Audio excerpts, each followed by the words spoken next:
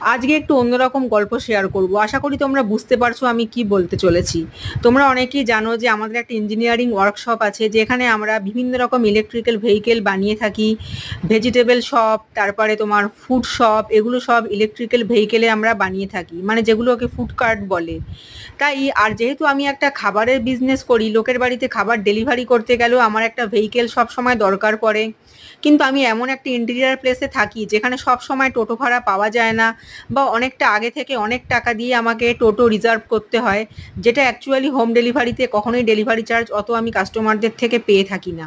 তাই আমার মাঝে মাঝে ভীষণ প্রবলেম হয়। তাই হাজব্যান্ড বলল ওর ইঞ্জিনিয়ারিং ওয়ার্কশপেও নিজে হাতে একটা লোডার বাইক বানাবে, যেটা দিয়ে আমরা ঘুরতে বেরোতেও পারবো, আবার যেটা দিয়ে টুকটাক আশপাশে খাবার ডেলিভারিও করা যাবে। অনেক রকম কারিকুরি করে বাইকটা বানাচ্ছে, আমি এত ইঞ্জিনিয়ারিং টার্ম বুঝি না, তাই তোমাদের বলতে পারলাম না।